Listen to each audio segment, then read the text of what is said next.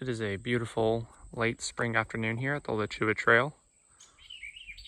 You can hear a wide-eyed vireo singing over there. But I'm gonna hopefully go and try to film some shorebirds, which are kind of in a feeding frenzy due to low water levels on the prairie. So here we go. Those cicadas are the sound of summer around here. But yeah, it's this beautiful, massive oak tree on the edge of the sink. So I'm leaving the forest edge, and there's this big old boardwalk. It goes out about a half a mile. But right here, it's all covered in vegetation. This is the actual sinkhole that drains into the Florida aquifer. So this is the main way that Payne's Prairie drains out, which is pretty cool. Got a gator over here kind of making its way along the edge of the sink.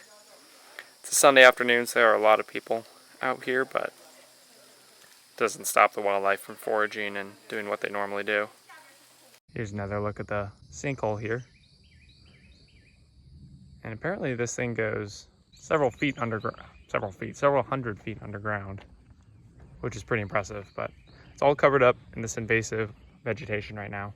I don't remember exactly what it's called. All right, so you can see where that invasive vegetation ends, and it kind of opens up to this beautiful big body of water. This is the edge of the prairie. So look behind me, you can see how it all opens up. There are gators galore out here, a lot of wading birds, especially once we get to the really dried out muddy section. It's hot, but not unbearable, and there's a lot of activity right now with migration and the local breeding birds. So it's super sunny out here, but fortunately all the wildlife has the sun shining against it, so nothing's really in shadow.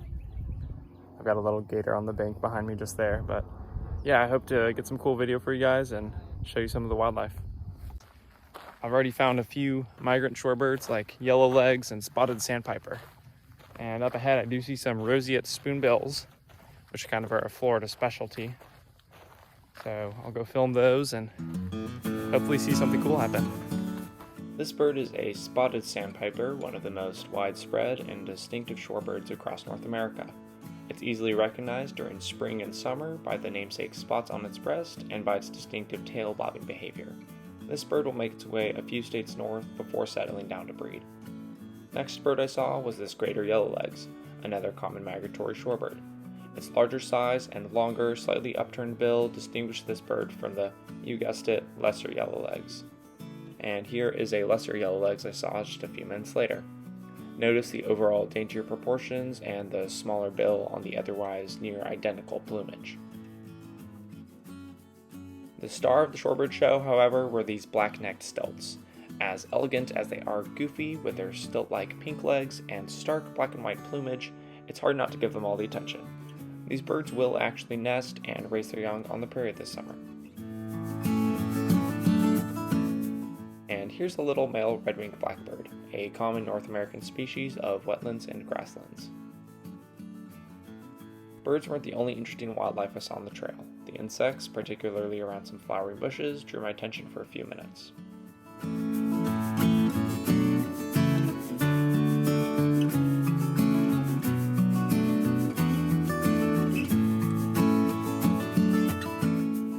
This roseate skimmer, impressively, wasn't the only rosy pink animal I saw today.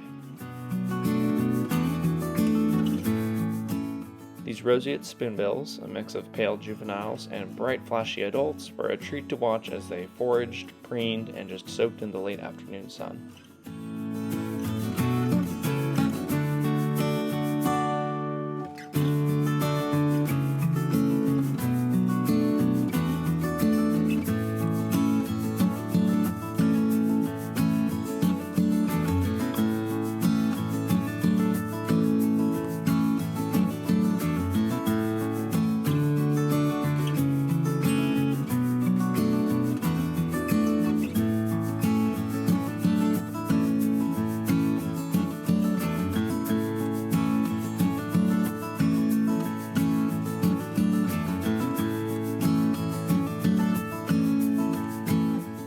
These white ibis are another well-known wading bird of the southeast.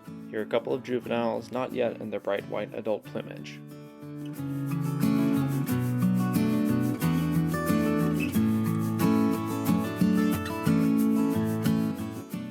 Some of the other notable species around were this great egret, this beautiful tricolored heron, and this osprey who was hunting for fish.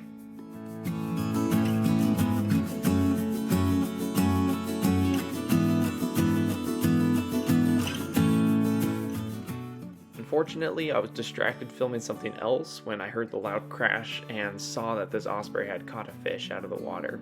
I was still able to film it flying away though, which was pretty neat.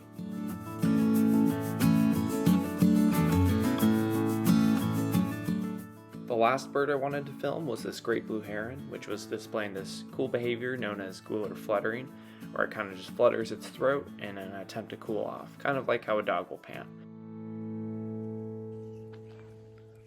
There's a little green anole. Hopefully he doesn't run away from me.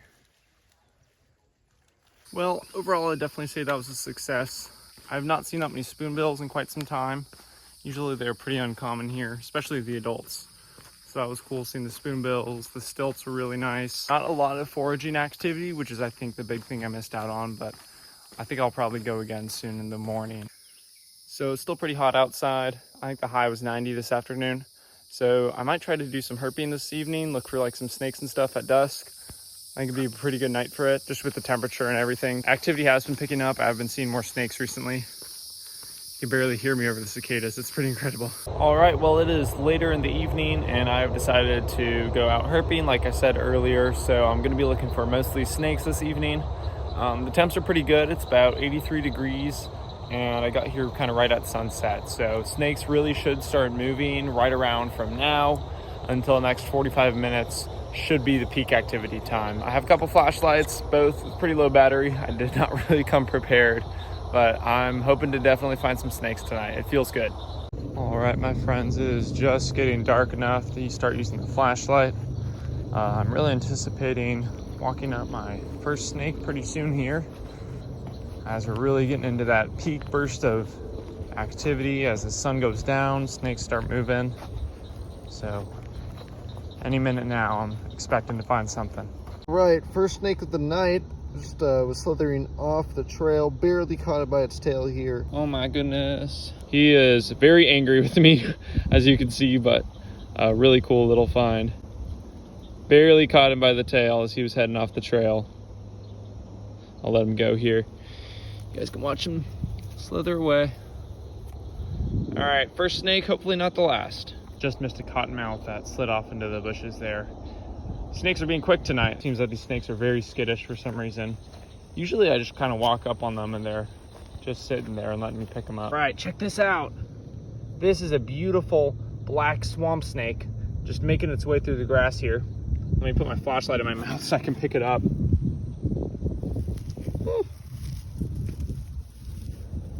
Wow, what a beautiful sight. All right guys, here's a look at that black swamp snake. This is an aquatic species of snake, and it is a beautiful, just kind of shiny black with that orange red belly. What a gorgeous species. And a great snake, probably the best snake I'll see tonight. It is kind of similar to the mud snakes I'm looking for.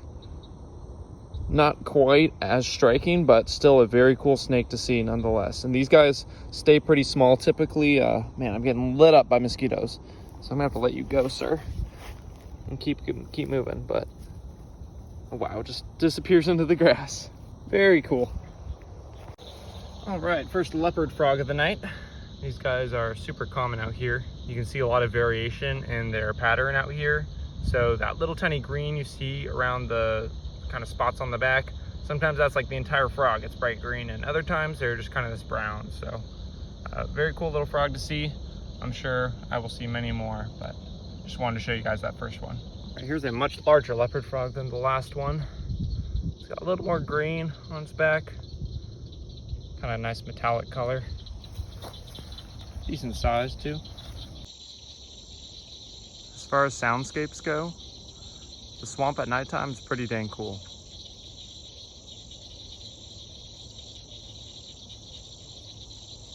You can actually see a couple fireflies. All right, just walked up another snake. Let me see if I can position this flashlight here. Beautiful little black swamp snake. Not unlike the one we saw earlier, but quite a bit smaller. Love the color of that belly. Cool. I'm gonna let him go in the grass. So snakes are still moving. I had a bit of a pause there after the last one, where I didn't find anything for a while, but that's a good sign. Things are still on the crawl. All right, everyone, that little black swamp snake was the last snake I ended up seeing, and my flashlights ended up dying. So I spent about as much time out there as I kind of was intending and had some pretty decent results. So those 2 swamp snakes were definitely the highlight of the evening. I hope you guys enjoyed, and I will see you in the next one.